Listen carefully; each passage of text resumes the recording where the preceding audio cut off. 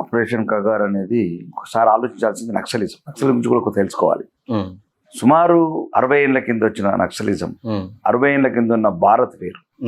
అప్పుడున్న గ్రామీణ ప్రాంతాలలో ఎటువంటి అభివృద్ధి లేకుండా రకరకాల దౌర్జన్యాలతోని పీడిత ప్రజలు, తాడిత ప్రజలు అనుభవించే టైంలో వచ్చింది. మేము కూడా ఆ ప్రాంతాలనే పుట్టాం. ఎదురు కాల్పులు, ఇనుప పుట్ల చప్పుల ప్రాంతాలనే పుట్టాం. ఓకే, వాళ్ళు వచ్చినప్పుడు పరిస్థితి వేరు, ఇప్పుడు వేరు. ఉట్నూరు బిడ్డ కలెక్టర్ అవుతున్నాడు, ఇందరవేలి బిడ్డ ఎస్పీ అవుతున్నాడు. అప్పుడు అడవిలల్లా కనీస అవసరాలు నోచుకొని జాతులు ఈరోజు సమాజంలో ఉన్నతమైన పదవులల్లా కలెక్టర్లు కావచ్చు, ఐఏఎస్లు కావచ్చు, ఐపీఎస్లు కావచ్చు, ఇండస్ట్రియల్స్ కావచ్చు, ప్రొఫెసర్లు కావచ్చు, డాక్టర్లు కావచ్చు, యాక్టర్లు కావచ్చు. ఒక రకమైన మార్పు వచ్చింది ఒకటి. రెండోది, ఇంకా ఏ సమాజం గురించి మీరు వెళ్ళారు, ఏ పరిస్థితుల ప్రభావం వెళ్ళారు, ఏ పేద ప్రజల నుంచి వెళ్ళారు. అప్పుడున్న పరిస్థితుల్లో విద్య లేదు, వైద్యం లేదు, సరైన ఉపాధి లేదు, రవాణా సౌకర్యాలు లేవని వెళ్ళినారు. ఇప్పుడు అన్నీ అయినాయి. ఇప్పుడు బస్తర్ లాంటి ప్రాంతాల్లో ఉన్నాయి కూడా కూల్చివేయటం. ఏ పేదవాడికి ఆధునిక ప్రపంచం తీసుకురావడం, వాడి బడులు వేల్చేస్తారు, వాడి కమ్యూనికేషన్ టవర్స్ వేల్చేస్తారు, వాడి రోడ్లు వేల్చేస్తారు, వాడి వైద్యశాలలు వేల్చేస్తారు. ఇంకా మీరు ఏ దేని గురించి వెళ్ళారు? మీరు వెళ్ళిన దేనికి పేరుస్తున్నారేంటి? ఏ పేదవాడికైతే విద్య రావాలని కొట్టాడు రోజు ఆ పేదవాడి స్కూల్లే వేల్చేసినాక నువ్వు ఎవరి గురించి పోరాడుతున్నావు? ఓకే, మీరు అన్నదాంట్లో అనిశ్చివేతంలో ఒకటి వచ్చింది ఉద్యమం. కానీ నేనేమంటున్నానంటే అనిశ్చివేత చాలా చోట్ల ఒక రకమైన డెమోక్రసీ ప్రాసెస్లో ఇంకా అది అవుట్డేటెడ్. మేము నిజంగా కూడా నేను చాలా ఇంటర్వ్యూలో చెప్తున్నా, ఇప్పుడు కూడా చెప్తున్నా, నక్సలిజం నాకు అదొక రకంగా నాకు భావజాలం నచ్చే విధానం, ఆచరణ ఒకటే నాకు నచ్చదు, క్లియర్గా చెప్తున్నాను. ఓకే, ఆచరణ అప్పుడు ఆ సంవత్సరం 60 ఏళ్ల కింద నేను లేను. అప్పుడున్న దౌర్జన్యాలకు, అప్పుడున్న కత్తికి కత్తి, బుల్లెట్కి బుల్లెట్ కరెక్టే కావచ్చు, కానీ ఇప్పుడు కరెక్ట్ అవసరం లేదు. ఇప్పుడు నేనేమంటున్నానంటే వీళ్ళని ఈ సమాజంలోకి రండి అంటున్నాము. మేము కూడా నేనైతే బహిరంగంగా అంటున్నా, మనం అలా కలెక్టర్లను తయారు చేద్దాము, మనం ఎస్పీలను తయారు చేద్దాము. మీ తెలివి అడవిల పాలు ఎందుకు అవుతున్నది? అనవసరంగా అడవులలో ఆసులు ఎందుకు పడుతున్నారు? ఈ అసలైన దొంగలంతా తిట్టచ్చిండ్రు. అప్పుడు దొంగలు, అప్పుడున్న దొంగలంతా ఇప్పుడు ఆధునిక రూపంలో ఉన్నారు. లక్షలాది కోట్ల పేద ప్రజలు తమ దోచుకుంటున్నారు. కాళేశ్వరం లాంటి ప్రాజెక్టులు, భగీరథ లాంటి ప్రాజెక్టులు, ఒక్కొక్కరు 1000 కోట్లు దోచుకుంటే ఇప్పుడు మీ అవసరం ఇక్కడ ఉంది. మీరు ఎక్కడనో చీకటి గోలల్లా, వెలుతురు లేని అడవులల్లా అమాయక ప్రజల ఉన్న కనీస అవసరాలను ధ్వంసం చేసుకుంటా అది మార్చాలా, ఏదైనా పోరాట పంత మార్చాలా. ఇప్పుడు ఏమున్నది, ఉదాహరణకి ఈ నక్సలైట్లు అనుకుందాం, మేధావులు, వీళ్ళు నలుగురు మంచి ఇంజనీర్ అయితే కాళేశ్వరం ఎందుకు కూలిపోతుంది? కాదు, మనం పోరాడి, మీరు మేము కలిసి పోరాడి మీరు కూడా చట్టసభలకు రావచ్చు. ఎట్లా రాలేదా ప్రచండ నేపాల్లో? మీరు కూడా రండి, మీరు ముఖ్యమంత్రి కండి. మీ ఆశయాలు, మీ ఆదర్శాలు, ఆచరణ ప్రజాస్వామ్యంగా తీసుకొద్దాం, ఎదుర్కొందాం, ప్రజా ఉద్యమాలు చేద్దాం. ఎట్లయితే పవర్ ప్రాజెక్టులల్లో 8,000 కోట్లు, ఎట్లయితే ధరణిలో 2,50,000 కోట్లు, దొరలు మళ్ళీ వేలాది ఎకరాలు ఎట్లా కొట్టుకుంటున్నారు, ఇది నిలదీద్దాం. మీరు ఎక్కడనో చిన్న చిన్న చీకటి గుహలలో ఉండి ఇప్పుడు మీ ధైర్యము, మీ తెలివి, మీ నిజాయితీ పేద ప్రజలకు ఇక్కడ అవసరం ఉంది, సమాజంకి ఇక్కడ అవసరం ఉంది. నిజమైన దొంగలు రూపాలు మార్చుకొని రాజకీయ నాయకుల రూపంలో, కాంట్రాక్టర్ రూపంలో, ఆఫీసర్ల రూపంలో ఇక్కడ ఉన్నారు కొడుకులు, వాళ్ళని వేద్దాం. మీరు అందరు రండి, ఎట్లా చేద్దాం అందరం. మనమే ఐఏఎస్ లైసెన్సర్ రిబల్తో కాల్దాం కొడుకులని. ఇప్పుడు మీరు ఇల్లీగల్ విబంధం కాలుస్తున్నారు కదా, లైసెన్సర్ విబంధం కాల్దాం. మీరు వస్తే మాకు శక్తి. ఏడాది దొంగలు వాడినారు. ఇప్పుడు మీరే వచ్చాడు అశోక్ నగర్లో ట్రైనింగ్ ఇచ్చారు అనుకో 100 మంది, ఆడ ఐఏఎస్ ఐపీ 33 కలెక్టర్లు, 33 ఐఎస్పీలు సెలెక్ట్ మొత్తం సెట్ చేస్తాం. లైసెన్సెడ్ రిబల్తో కాల్దాం అంటున్నా నేను. రండి, ఉన్న నిజాయితీ, నిర్భరము, ధైర్యము అడవిల పాలవుతుంది. దయచేసి నేనైతే నాకు వ్యక్తిగతంగా నేను ఇష్టమైన ఒక వ్యవస్థ అది, ఆచరణ తప్ప. ప్రజాస్వామ్యంగా మీరు రండి. 1,00,000 కోట్లు ఎటువై ఇప్పుడు మీరు రండి, అడుగుదాం. భయం పడుతున్నారు కొడుకులు. సరే, ఇది మీరు వ్యక్తిగతంగా చెప్తున్నా, వ్యక్తిగతంగా చెప్పినా ఒకటి. రెండోది, కగార్ అనేది ఏమిటంటే అక్కడ చర్చలు జరుగుతున్నాయి. అంటే మీరు అన్నట్లు ఇప్పుడు కొన్ని ఏముంటాయండి, డెమోక్రసీ పెన్ను కావాలా, గన్ను కావాలా, రెండు నిర్ణయించుకోవాల్సిన వ్యవస్థ ఇప్పుడు భారత రాజ్యాంగం ప్రకారం ముందుకు వెళ్తుంది. ఒకటి, ఫస్ట్ ప్రభుత్వం ఏం చెప్పి మీరు ఆయుధాల కింద పెట్టండి. అంటే ప్రజాస్వామ్యంగా అంబేద్కర్ గారు రాసిన రాజ్యాంగం ప్రకారం చర్చలు మొదలు పెడతాం. ఓకే, దాంట్లో కొన్ని చర్చలు సఫలమవుతున్నాయి కాబట్టి వేలాది మంది లొంగిపోతున్నారు. కొందరు ఇంకా కొద్దిగా వితండవాదం లొంగిపోయిన దాంట్లో చాలా మంది ఆదివాసులు, సగటు ఆదివాసులు వాళ్ళే చాలా మంది ఆదివాసులు ఉంటారు. ఉన్నదే బస్తర్ కావచ్చు, కర్రగుట్టలు కావచ్చు, పచ్చగుట్టలు కావచ్చు, ఎవరు ఉంటాడు? ఉన్నోడంతా కోకాపేట్ల, బంజారాహిల్స్, జూబిలీస్ ఉంటారు డబ్బున్నోళ్ళు. ఎవరుంటారు అక్కడ? ఇప్పుడు నేను అనేది ఒక చిన్న ఉదాహరణ చెప్తున్నాను. దాంట్లో కూడా ఎన్నో లోటుపాట్లు ఉన్నాయి. మంచి వాళ్ళు ఉన్నారు, చెడ్డ వాళ్ళు ఉన్నారు. ఆ చెడ్డ వాళ్ళ వల్ల వ్యవస్థ వ్యక్తిగతంగా మీరు చెప్తున్నారు బాగుంది, కానీ మీ పార్టీ సిద్ధాంతం, మీ పార్టీ అగ్రనేతల సిద్ధాంతం లేదా ఇంటర్నల్ ఒక ఎజెండా రూపొందించుకొని ఈ దాడి చేస్తున్నారు అనేది. అది ఏంటి అంటే ప్రధానంగా అడవులలో ఖనిజ సంపద వనరులు చాలా బలంగా ఉన్నాయి. వాటిని బడా వ్యాపారస్తులకు, ఆదాని అంబానీలకు అప్పజెప్పడం కోసం అక్కడ అడ్డంకిగా ఉన్నటువంటి మావోయిస్టులను, ఆదివాసులను ఏరివేయడమే ప్రధాన లక్ష్యము. ఆదానీలు, అంబానీలు, టాటాలు, బిర్లాలు, మైక్రోసాఫ్ట్లు ప్రపంచం ఎప్పుడు ఈ రకంగా ఉంటుంది. వీడు లేకపోతే ఇంకోటి వస్తాడు, ఇండస్ట్రియలిస్ట్, వాడు ఒక ముసుగులో వస్తాడు. ఎందుకంటే అది కూడా ప్రపంచీకరణలో ఒక భాగం అయిపోయింది. ఫార్మా కావచ్చు, ఇంకేదైనా ఆర్మ్స్ కావచ్చు. ఈ కొండలు లేవు భారతదేశంలో వస్తున్నాయి. ఇంకా ఎన్నో క్వారీస్ నడుస్తున్నాయి, ఎన్నో సహజ వనరులు నడుస్తున్నాయి, గ్రైనేట్స్ నడుస్తున్నాయి, కోల్ నడుస్తున్నది. లక్షలాది కోట్ల ఆదాయాన్ని ఇంక్రీజ్ చేస్తున్నాం. ఈరోజు కాంగ్రెస్ ప్రభుత్వం సుమారు ఒకదాని చెప్తున్నా 600 కోట్లు ఉంటే 1,60,000 కోట్లు చేసినాం ఇంటి రికవరీ. కోల్స్ కూడా లక్షల కోట్ల రికవరీ చేసినాం. బ్యాంకులో 15 లక్షల కోట్ల ఎన్పిఏలు ఉంటే దొరికిన దగ్గర దోసుకుంటుంటే 14 లక్షల కోట్ల రికవరీ చేసినాం ఎన్పిఏని. నేను ఏమంటున్నానంటే అది సహజ వనరులు ఒకటండి. ఇప్పుడు ఇక్కడ ఉంది గోదావరి కని ఉంది, గోదావరి కని సింగరేణి ఉంది కదా, ఇది కూడా సహజ వనరులే కదా, గవర్నమెంటే కదా తీసుకుంది. ఐఏఎస్ ఆఫీసర్లు రాష్ట్ర ప్రభుత్వం వాటాదారన్నా, కేంద్ర ప్రభుత్వం వాటాదారు, అక్కడ కేంద్ర ప్రభుత్వం రాష్ట్ర ప్రభుత్వం వాటాదారులు ఉంటాయి. అది ప్రజలకు వినియోగిస్తే ప్రజల అభివృద్ధి రామగుండం వ్యాపారస్తులకు కట్టబెడుతుందనే కదా. అది మళ్ళీ మీకు అదే కదండి, వ్యాపారస్తులు కట్టబెట్టి ఉండదు, కాకరకాయ తెలగా ఏదో మాట్లాడతారు. ఒకటి సహజ వనరు మాత్రం ఉన్నది నిజం. సహజ వనరు భారతదేశం అంతా విస్తరించున్నాయి. ఇక్కడ కాకపోతే అక్కడ రాయలసీమ లేకపోతే ఆంధ్ర కాకపోతే బీహార్ కాకపోతే ఇవన్నీ ఏంటి నైతిలి పవర్ ప్రాజెక్ట్స్ కానీ, బొగ్గు గోల్ కానీ, నేచురల్ థర్మల్ పవర్స్ ప్రాజెక్ట్స్ కానీ, ఇవన్నీ నేచురల్ సోర్సెస్. మనకు హిమాచల్ ప్రదేశ్లో 100 ఉన్నాయి. ఏది power projects, natural sources, links. ఇక్కడ కూడా అయితే అక్కడ అడవులలో సహజ నిక్షేపం తప్ప దాని ఉద్దేశం అది కాదు. ఏదైతే గ్రామీణ ప్రాంతాల ప్రజలు ఆధునిక భారతంలో రావటానికి మీ ఆలోచనలు అడ్డుపడుతున్నాయి. ఎప్పుడో 100 సంవత్సరాల క్రితం సిద్ధాంతాన్ని పట్టుకొని ముందుకెళ్తున్నారు. 10 ఏళ్ల కింద నోకియా ఫోనే పడేసింది సమాజం. ఫీచర్ ఫోన్ మనకత్తలేని స్మార్ట్ ఫోన్కి వచ్చేసింది. ఈరోజు ఒక ప్రపంచమే ఒక పరుగులెడుతుంది ఒక ఆధునిక సైంటిఫిక్ మీద. చంద్రమండలం మీద పాదం మోసేటప్పుడు బస్తారు జిల్లాల గ్రామీణ ప్రాంతాలలో కనీస అవసరం పేదవాడిని దూరం ఉంచడం ఎందుకు? మీరు ఎవరి గురించి పోయినారో వాళ్ళకే నష్టం చేస్తున్నారు కదా. ఏ పేదవాడి గురించి పోయినారో ఆ పేదవాడి విద్యాలయం పేల్చేస్తున్నారు, ఆ పేదవాడి కనీస ఒక ఏమంటారు ఆ మిలిటెంట్ వ్యవస్థ. ఆ మిలిటెంట్ వ్యవస్థ అమాయక మంది ప్రాణాలు తీస్తున్నారు. చెప్పుడు మాటలేని నేను చెప్పట్లేదు. ఇది ఛత్తీస్గఢ్ ప్రభుత్వం దగ్గరికి వెళ్ళి వేలాది మంది అమాయకులు గిరిజనులు వెళ్తున్నారు. మమ్మల్ని ఇన్ఫార్మర్ నిబంధనలు మమ్మల్ని చంపుతున్నారని. వాడు చంపే వీడు చంపే. ఇక వీడెందుకు అడవులకు ఇప్పుడు పోలీసు వాడు చంపే ఆడున్నాడని ఈడొచ్చి చంపే. ఇక పేద నట్ట కూడా చంపుతున్నారు ఇద్దరు. ఇప్పుడు పోయింది ఎవరి గురించి? మీరు పేద వాళ్ళ గురించి పోయారు కదా లేదా? నువ్వేమో ఇన్ఫార్మర్ నువ్వు చంపుతావని, ఆడేమో నువ్వు నక్సలైట్ కన్నా పెడుతున్నావు, ఆడు చంపే. మరి దేని గురించి పోయినావు? అడవికి ఎందుకు పోయినావు నువ్వు? పేదల కోసం. మనకి ఇద్దరు అయిపోయారు. ఒకటే ఉండి ఇంతవరకు ఒక శత్రువు ఉండే, ఇప్పుడు ఇద్దరు శత్రువులు. ఒకటే చెప్తున్నా, 60 సంవత్సరాలకు ఉన్న పరిస్థితి వేరు, ఇప్పుడున్న పరిస్థితులు వేరు. మీరు కావాలంటే ఇప్పుడు మహబూబాద్ తొర్రూరు అన్న, ఒకప్పుడు తొర్రూరు రోజులు, ఇప్పుడు తొర్రూరు రోజు. ఇప్పుడు ఒకప్పుడు మా భీమ్గలు, సిరిసిల్ల ఇవంతా గద అంటుండే. ఈరోజు అడవిలో మంచిగా పిల్లగాడు, కాలేజ్ పిల్లగాడు కూడా స్మార్ట్ ఫోన్ పెట్టుకుని మంచిగా చూస్తున్నాడు. అక్కడ నుంచి అమెరికాతో మాట్లాడుతున్నాడు, వర్క్ ఫ్రమ్ హోమ్ చేస్తున్నాడు. ఇక్కడ ఉన్న ఆధునిక భారతం చూడండి, మీరు నిజాన్ని చూడండి. మీరు ఏవైతే అడవులు ఉన్నాయో, వరంగల్ అడవులు ఉన్నాయో, నక్సలైట్ కరీంనగర్ అడవులు ఉన్నాయో, ఏవైతే సిరిసిల్ల అడవుల్లో దళనాయకులు మేము చూసాను చిన్నప్పటి నుంచి. దళనాయకులు ఈ రోజు అక్కడ నుంచి వర్క్ ఫ్రమ్ హోమ్ చేస్తున్నారు. మా నాల ఇవన్నీ ఎన్కౌంటర్ దద్దరిల్లాయి.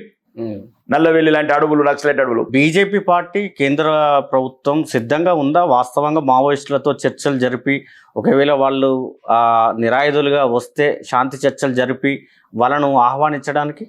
నిరంతర ప్రక్రియ జరుగుతుంది. అయితే లొంగిపోతున్నారు కదా. దానికి ఇంటలెక్చువల్ టీమ్స్, దానికి ఒక సామాజికవేత్తలు, కొందరు లేనంత మాత్రం అందరు కాదు కదా. ఐఏఎస్ ఆఫీసర్ ఉన్నారు, సీనియర్ ఐఏఎస్ ఆఫీసర్ ఉన్నారు, కొంత సామాజికవేత్తలు ఉన్నారు, సైంటిస్టులు ఉన్నారు, సామాజిక శ్రమ ఉన్న మేధావులు ఉన్నారు, సంఘ సంస్కర్తలు ఉన్నారు. వాళ్ళందరితోనే కదా మరి వేలాది మంది ఎట్లా లొంగిపోతున్నారు? లొంగుతూనే ఉన్నారు. కొందరు అంటే కొన్ని వాళ్ళకి ఇష్టమైన డిమాండ్స్ పెట్టడం వల్ల ప్రభుత్వం కొన్ని పరిమితులు ఉంటాయి. దానివల్ల కొంత ఇబ్బందికరమైన పరిస్థితి వచ్చేది తప్ప వ్యవస్థ అంతా సాఫీగా పోతుంది. మేము కూడా సానుకూలంగా ఉన్నాం. వాళ్ళు ఎవరో కాదు, మా భారతీయులు, మా సహోదరులు. వాళ్ళు వెళ్ళింది ఒకే, వాళ్ళ ఆశయం ఏదైనా మంచి ఆశయంతోనే పోయారు. కానీ ఆచరణ లోపాలు ఉన్నాయి. ఇప్పుడున్న ప్రజాస్వామ్య యుద్ధానికి, ఇప్పుడున్న ఆధునిక భారతానికి ఇబ్బందికరంగా ఉంది కాబట్టి ప్రభుత్వం ముందు చెప్తుంది 3 ఏళ్ళ మీరు లోకాన్ని స్వచ్ఛందంగా లొంగిపోండి. ఇప్పుడు పులందేవి లాంటి ఎంపీ అయినారండి, బందిపోటు రాణి, అంతేనా కదా? మీరే తెలివైన వాళ్ళు, మేధావులు, ఏ పేరు ఆశించకుండా అడవులకు పోయినరు. మాకన్నా ఒక ఇంటర్వ్యూతో ఒక పేరు వస్తుంది, ఒక వ్యూ కొడితే ఇది వస్తుంది. నాకు అదే బాధ. నాకు ఎందుకంటే ఏ పేరు ఆశించకుండా, ఏ ఆస్తులు కోరుకోకుండా ఒక్కొక్కరు 50 ఏళ్ళు అడవులలో ఉండడం అంటే అది మామూలు త్యాగం కాదు. నాకైతే అది ఒక వ్యక్తిగత ఒక రకమైన ఇబ్బందికరమైన బాధాకరమైన పరిస్థితి. నేనేమంటే మీరు ఇప్పుడు కాదు ఇక్కడ రావాలంటున్నా సమాజంలోకి, ఒక్కొక్కరు కొడుకులకు వాట పడచ్చు. ఎందుకంటే మేధావులు, ధైర్యము, నిజాయితీ, ఏ స్వార్థం లేదు. ఒక పేరు కూడా పెట్టుకోరు, సొంతం పేరు. అడవిలోకి పోతే పేర్లు మారుతాయి. ధైర్యం, ఇంకేం ధైర్యం? ఒక వ్యవస్థ, రాజ్య వ్యవస్థను ఎదుర్కొంటున్న ధైర్యం, నిజాయితీ, పేద ప్రజల పట్ల ఒక నిబద్ధత, ఇట్లాంటి వ్యక్తులంతా అడవుల బాల యాసుల బాసే బదులు ఈ సమాజంలోకి వస్తే ఈ కొడుకులందరూ ఇప్పుడు 2000 కోట్లు ఏసీబీ రైళ్లు ఇవన్నీ తీస్తాం కదా. ఇవన్నీ తీసి మీరు ఏమనుకుంటున్నాము? బస్తర్ల బండ్లు కావచ్చు, బస్తర్ల రోడ్లు కావచ్చు, ఇవి తినేద్దాం. కాళేశ్వరం, దుర్గవర్ధం 50,000 కోట్లు దోసుకున్నారు కొడుకులు. మిషన్ భగీరథలు 20,000 కోట్లు దోసుకున్నారు. కాకతీయాల 10,000 కోట్లు దోసుకున్నారు. ధరణిలో 2,50,000 కోట్లు దోసుకున్నారు. బంగారు తగ్గితే వజ్రాలు తెలంగాణ చేద్దాం. కానీ మీరు కావాలా? ఈ దొంగలతో కాదు. ఓకేనా, మీరు ఆర్మూరు ఎమ్మెల్యేగా ఎన్నికలలో పార్టిసిపేట్ చేసినప్పుడు చాలా హామీలు ఇచ్చారు కదా. ఇప్పటి వరకు ఎన్ని నెరవేర్చారు? ఎన్ని కోట్ల అభివృద్ధి చేశారు? ఈ ప్రభుత్వం మీకు ఏ విధంగా సహకరిస్తుంది? కాంగ్రెస్ ప్రభుత్వం. ఇప్పుడు కాంగ్రెస్ ప్రభుత్వం అనేది ప్రజాస్వామ్య విలువల్ని తుంగలో దొక్కి రాజ్యాంగ విరుద్ధంగా పరిపాలిస్తున్న పార్టీ ప్రభుత్వం. ఒకటి, మేము ఆ రోజు ఇచ్చిన ఏవైతే ప్రజలకు వాగ్దానాలు ఉన్నాయో, మేము అనుకున్నాం ఆ BJP manifesto, Bharatiya Janata party అధికారంలోకి వస్తే ఏం చేస్తాం అది మేము చెప్పినాం. కానీ మేము అధికారంలోకి రాలేదు. మీరు గమనించాల్సింది, అధికారంలో రాలేదు కానీ నిరంతరం నా ప్రజల గురించి కొట్లాడుతున్నాం. అంటే సుమారు ఇప్పుడు నేను వచ్చిన తర్వాత ఒక 200 కోట్ల ఇంటిగ్రేటెడ్ ఇంటర్నేషనల్ స్కూల్ శాంక్షన్ చేశాను, యంగ్ ఇండియా. తెలంగాణలో ఒక్కడికే ఇచ్చారు ప్రతిపక్షంలో. ఇవ్వకపోతే కొడంగల్ పోయి అమరనాథ్ దీక్ష ఎత్తాను. సవరణ కావాలా, ఇంటిగ్రేటెడ్ రావాలా? భయానికి ఇచ్చాడా రేవంత్ రెడ్డి అని చెప్పి భయం ఇచ్చిందా, లేకపోతే నిజాయితీ నచ్చిందా, లేకపోతే పైన దేవుడు ఏదైనా కనుకరించాడా నా ఆర్మూర్ ప్రజల మీద? అంటే నేను చెప్పింది ఏంటంటే నా వాట హక్కు. మేము రాష్ట్ర ప్రభుత్వానికి మా ప్రాంతం నుంచి ఆదాయం ఇస్తున్నాం. నువ్వు తెచ్చే అప్పులలో మాకు వాటా ఉంది. ఈ రెండే నా ప్రశ్నలు. మేము ఆదాయం ఇస్తున్నాం, రాష్ట్ర ప్రభుత్వ వాటా ఏదైతే 3 లక్షల కోట్లు ఉందో మా వాటా ఉంది అందులో. ఏదైతే నువ్వు సంవత్సరానికి 1,60,000 కోట్లు అప్పు తెస్తున్నావు దాంట్లో మా వాటా ఉంది. ఇదే భావజాలం మాకు. ఆ నక్సల్స్ భావజాలం చెప్పింది. మా వాటా మాకే కావాలని కొట్లాడిన ఏదైతే ఆ పదాలు ఇంకా గుంగిర్లు తిరుగుతున్నాయో అది ప్రజాస్వామ్య యుద్ధంలో అడుగుతున్నా. తెలంగాణ అసెంబ్లీలో మాకు 90 లక్షలు ఎందుకు, నీకు 1000 కోట్లు ఎందుకని? ఆ భావజాలం అదే. ఆ ప్రాంతము, ఆ గడ్డ, నేల, ఆ గాలి. Right person in wrong party. No, wrong కాదు. రాంగ్ అనేది ఎప్పుడు ఉండదు. అంటే ఆ నేలలో ఉన్న పవర్ చెప్తున్నా. నిజాయితీ పరులు నడాడిన నేల మా ప్రాంతం. ఓకే, అలా ఆశయం ఏమైనా కావచ్చు, వాళ్ళ ఆచరణ ఏమైనా కావచ్చు. కానీ అంటే మరి చూసినాం కదా చిన్నప్పటి నుంచి, మాకు లేని తిండి గింజ కూసును తినటోడికేలా. అదే ఆ పదమే ఈరోజు మాకు లేని నిధులు నీకెందుకు రేవంత్ రెడ్డి అని అడుగుతున్నా. తేడా అంతే. అప్పుడు వాళ్ళు అడిగిన అన్నలు అడిగినరు, మాకు లేని తిండి గింజ కూసును తినప్పుడు మాకు లేని మాట నీకెందుకు అని. పోరాట పడిమ, ఈ స్వభావం, ఇదంతా అక్కడి నుంచి వచ్చిందేమో మేబీ. గాలి, ఆ గాలి, ఆ నేల, నీరు ఎరుపెక్కుతుంది. ఇప్పటికి కూడా లోపల రక్తం మరుగుతుంది అసెంబ్లీలో కూడా. రాబోయే రోజులలో తెలంగాణ రాష్ట్రంలో బీజేపీ అధికారంలోకి వస్తుందా? అదే మేము చిన్నప్పుడు కాలేజీలో మీద కాలేజీ చదువుకుంటే అరచేతిని అడ్డు పెట్టి సూర్యకాంతిని ఆపలేరు అంతే. ఇంకా బీజేపీని ఎవ్వరు ఆపలేరు. ఏదైతే మీరు మైనార్టీలను రెచ్చగొట్టి, ముస్లింస్లని రెచ్చగొట్టి, హిందువుల మీద వాళ్ళ మధ్యన అంటే ఇతర మతస్థుల మధ్యన వైరుధ్యాలు పెంచి, వైషమ్యాలు పెంచి, కులాల మధ్యన చిచ్చు పెట్టి, కులాలకి ఏం కావాలో ఆలోచించాలి తప్ప కులాల మధ్య చిచ్చు పెట్టింది. నేను అదే అంటున్నాను, బహిరంగంగా అంటున్నాను. ఇప్పుడు 6 ఖాళీ ఉన్నారు కదా మంత్రులు. ఇప్పుడు బీసీలకి ఇవ్వండి, ఏంటి అని కొట్టుకునేందుకు రోజు. బీజేపీ పార్టీ అధికారంలోకి వస్తే బీసీని చేస్తుందా ముఖ్యమంత్రిగా? బీసీని ప్రధానమంత్రి చేసిన ముఖ్యమంత్రి చేస్తుండ్రా? ప్రధానమంత్రిని చేసినాం. తెలంగాణ రాష్ట్రంలో బీజేపీ అధికారంలోకి వస్తే ముఖ్యమంత్రిని చేస్తుందా? చేస్తామచ్చు, లంబాడ బిడ్డని చేస్తామచ్చు. ఎట్లా చేయలేదు ఇప్పుడు గిరిజన బిడ్డని రాష్ట్రపతి, దళితుడిని రామ్నాథ్ కోవింద్ని ప్రెసిడెంట్ ఆఫ్ ఇండియా చేయలేదా? అబ్దుల్ కలాంని మేమే కదా చేసింది, మైనారిటీని. చెప్పము, చేసి చూపిస్తాం. సబ్కా సాత్, సబ్కా విశ్వాస్, సబ్కా వికాస్ ఏతో భాజపా కా నినాదం. రేపు బీజేపీ ప్రభుత్వం వస్తే రాష్ట్రంలో రాకేష్ రెడ్డిని ఏ స్థానంలో చూడదు? డిప్యూటీ సీఎమా, మినిస్టరా, చీఫ్ మినిస్టరా? నాకు ఒక కోరిక ఉంది, పార్టీకి చెప్పాను, నాకు హోంమంత్రి కావాలని ఉంది. ఏది కాంగ్రెస్ వాళ్ళని అందరినీ కాల్చిపడేద్దామన్నా? కాల్చడం మన ప్రజాస్వామ్యం, కాల్చడంలోనే ఇక్కడికి రమ్మంటున్నాం. అంటే ప్రజాస్వామ్యయుతంగా అంటే అది వేరే విషయం. అంటే ఒకటి కొద్దిగా ఈ లవ్ జిహాదులు, ల్యాండ్ జిహాదులు, ఓట్ జియాదులు కొంత కంట్రోల్ చేద్దామని మందిరాలు మీకున్న కసికి హోమ్ మినిస్టర్ ఇస్తే అందరూ అవుట్ అయిపోతారు. ఎలా అట్లేం లేదు, మందిరాలు కూలై మందిరాల వైపు చూసారనుకో కళ్ళల్లో బుల్లెట్లు తీస్తాం, ఇట్లా కూల్స్తారా కొడుకులు, మరో యోగి ఆదిత్యనాథ్ అయిపోతారా? ఇప్పుడు ఎందుకు కూలుస్తారు మమ్మల్ని? అట్లా కాదు మురళీకృష్ణ, మా గుళ్ళని ఎందుకు కూలుస్తారు? మేము మసీదులను కూలగొడుతున్నామా? మేము చర్చిలను కూలగొడుతున్నామా? ఎవరి మీద కులం పేరు మీద మతం పేరు మీద వ్యక్తిగతంగా దాడి చేసినా తప్పే, 100% తప్పే. మరి అంటే ఎందుకు వాళ్ళని ఎత్తుకో? ఇప్పుడు రంజాన్ కు 70 కోట్లు ఇస్తాం, మరి మా పండుగకి రూపాయి ఇయ్యరు. ఇప్పుడు నిన్న అయిపోయింది అదేంటి, నిన్న ఏది ఎటు మనం కాళేశ్వరం సరస్వతి నది పుష్కరం, అరే ఒక రోడ్డు లేదు, ఒక సౌకర్యం లేదు, ఒక టెంటు లేదు, ఒక మన్ను లేదు, ఒక మషాడని లేదు. ఎందుకు హిందువులంతా అంత చులకన? 66 కోట్ల మంది కుంభమేళ అమెరికాకి వచ్చి స్నానం చేసిపోయిన పవిత్ర స్నానం ఇది చేయలేరా? అంటే హిందువులు అంటే ఎప్పుడు మీకు దిగ్దర్శని. మాకు నేను అదే అంటున్నా, ఇలా అసౌద్దీన్ అక్బరుద్దీన్ చెప్తున్నా అర్థమవుతుంది. మొన్న ఎవరు అత్త కూడా అదన్నా గుడి గురించి, అసద్ భాయ్ అక్బర్ సే బోలేదు సునేత రేవంత్ రెడ్డి అని చెప్పిన. ఇప్పుడు రేవంత్ రెడ్డి గారికి అక్బరుద్దీన్ అసదుద్దీన్ చెప్తున్నారు. మీరు అక్బరుద్దీన్ అసదుద్దీన్ వాళ్ళకంటే కడుతున్నారు, కానీ ఈ దేశంలో ఈ రాష్ట్రంలో ఎంఐఎంను అక్బరుద్దీన్ ఓవైసీను అసదుద్దీన్ ఓవైసీని అడ్డు పెట్టుకొని వాళ్ళని ఒక బి టీమ్గా ఉపయోగించుకొని హిందూ మతాన్ని పోలరైజ్ చేస్తూ బీజేపీ వాళ్ళని బి టీమ్గా ఉపయోగించుకునే ఈ మత రాజకీయాలు చేస్తుంది అనేది. హిందూ మతాన్ని ఒకటి రాసి పెట్టుకోండి మురళీకృష్ణ, ఇది హిందూ సామ్రాజ్యాన్ని చేస్తాం. రాసి పెట్టు, 1200 ఏళ్ళ చోళులం, 1200 సంవత్సరాలు. మరి ఇక్కడ ఉన్న ముస్లింలు క్రిస్టియన్స్ అంతా ఎక్కడికి వెళ్ళాలి? నో చేస్తాం, మార్చుకుంటాం. మా వాళ్ళు మా ఇంటికి మేము తెచ్చుకుంటాము. మా తాతని మళ్ళా మమ్మదై నుండి మళ్ళా పెట్టుకుంటాము. నీకేం బాధ? మా తాతని కదా పోయినోడు, మా తాతని మేము మార్చుకుంటాం. నిరంతర ప్రక్రియ అది.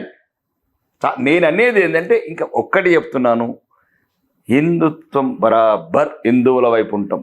హిందువులకు కన్నీరు వస్తే కన్నీరు గారుస్తాం, బొట్లు తీస్తే యుద్ధాలను నిర్మూలిస్తాం. ఎట్లయితే ఆపరేషన్ సింధూర్ ఉంది, మా బిడ్డల నుదుటి బొట్టు చేర్చిన ఏ నా కొడుకైనా ప్రపంచం బొట్టును చూడాలంటే భయపడాల కొడుకులు. ప్రపంచంలో ఎక్కడైనా హిందూ స్త్రీ బొట్టు చూడాలంటే ప్రపంచమే అనుకేటట్టు చేసినాం ఆపరేషన్ సింధూర్తో. ఆపరేషన్ సింధూర్ ప్రపంచానికి తెలిసింది. ఇప్పుడు న్యూజిలాండ్ కూడా అడుగుతున్నాడు సింధూర్ క్యా అని. సింధూర్ वो होता पहलगाम में जो हमारा माँ बहनों को जो सिंदूर मिटाया हरामी लोगों ने उसको उठा के दिखाया. ఇది ధర్మం, ఇది సనాతన ధర్మం నిలబడిన నేల తప్ప మేము ఇంకొకరిని ఏమంటలేము. కానీ నా ప్రశ్నకు మీరు సూటిగా సమాధానం చెప్పలేదు. అసాద్ అక్బర్ ఇప్పుడు అది మీకు బి టీమా కాదా? బి టీం ఎందుకు అవుతుందండి? వాళ్ళ ప్రజల గురించి వాళ్ళు కొట్లాడుతున్నారు, మా ప్రజల గురించి మేము కొట్లాడుతున్నాం. అక్బరుద్దీన్ అసాదుద్దీన్ వాళ్ళ ముస్లిం తప్పేముంది?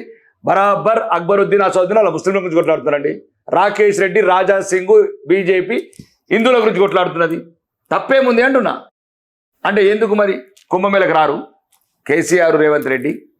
మరి టోపీలు పెట్టుకుని నాకుతారు ఏంది? అది ఇఫ్తార్లా 15% ఉన్నది నాకుతే, మరి 85% ఎందుకు నాకరు? ఉద్యమాలు చేయడం వేరు, ప్రజల సమస్యల పైన పోరాటం చేయడం నమ్మకాలు. కానీ ఓటు రాజకీయాలు వచ్చినప్పుడు, ఎలక్షన్స్ జరిగినప్పుడు ఎక్కడైతే హిందూ ముస్లింలు ఉన్నారో ఆ ముస్లిం ఓటు బ్యాంకును వ్యతిరేక ఓటు చీల్చడానికి వాళ్ళు ఖచ్చితంగా మీకు అండగా ఉండి పోటీ చేస్తున్నారు అనేక రాష్ట్రాలలో. వాళ్ళ సిద్ధాంతం, వాళ్ళు ఒక్క సీటు ఉన్నారు, 7 సీట్లు అయినరు, ఒక్కొక్క దండయాత్ర వేసుకుంటూ పోతున్నారు. బైన్సా ఎక్కడైతే మెజార్టీ, అందుకోసం హిందువులకు బహిరంగంగా చెప్తున్నాం కదా, ఈ ఆట ఆపదు. మీరు సంతానం ఫ్యామిలీ ప్లానింగ్ వేద్దంటున్నా హిందువులకు. వాడు 12 మందితో క్రికెట్ ఆడుకుంటే ఇడు ఒక 2తో ఏమాడతాడు, ఇటు క్రికెట్ ఫ్యామిలీ ప్లానింగ్ వేద్ది హిందువులకు. ఇప్పటికే 150 కోట్లు కానీ 300 కోట్లు కానీ అంటే ఆడికి లేని బాధ నీకేమవుతుంది? పండ్ల దుకాణం పోడే 18 కంటే నీకు ఫామ్ హౌస్ ఉన్నాడు 1 గంట దరిద్రం ఏంది ఏమవుతుంది? మరి ఆ ఇద్దరిని బతికిస్తుంది, ఇంకా 6 కావాలి కదా. ఇప్పుడు ఆ ఇద్దరిని ఎట్లా చంపేస్తున్నారు? ఇప్పుడు వెస్ట్ బెంగాల్లో చంపేసినారు, కాశ్మీర్లో చంపేసినారు, ఓల్డ్ సిటీలో చంపేసినారు, బంగ్లాదేశ్లో చంపేసినారు. హిందువులు మర్మాంగాలు చూసుకుంటే వేలాడ తీసినారు. ఏం చేసినారు వాళ్ళు? హిందువులు ఉట్టడం నేరమా ఈ ప్రపంచంలో? చెప్పండి కదా, దానికి సమాధానం చెప్పారు ఎవడు? సన్నాసులు. 22% ఉన్న పాకిస్తాన్లో 2% ఎట్లయిండు? మరి 3% ఉన్నాడు 14% ఎట్లయిండు? చెప్పారు. ఈ డాటా చెప్పండి రా ఒక్కడన్నా, చెప్పండి ఒక్కడన్నా. ఇది ప్రేమ గల నేల, ఇది అందరిని సమానంగా స్వీకరించే నేల, అందరిని తనని కలుపుకపోయే ప్రేమ గల జాతి ఇది హిందూ జాతి, హైందవ జాతి. చెప్పండి కదా, 3 కోట్లు ఉన్నాడు 20 కోట్లు ఎట్లా? ఆడ 20% ఉన్నాడు 2% ఎట్లా? ఒక్క ఊర్లో మసీదులు లేని దగ్గర మసీదులు ఎట్లా కనబడుతున్నాయి, చర్చిల దగ్గర చర్చిలు ఎట్లా కనబడుతున్నాయి? కనబడితే చూసినావు చిన్నప్పుడు ఇన్ని గానం ఎట్లా పెరుగుతున్నాయి? మీరు కూడా పెరుగుంటారు అంటున్నా.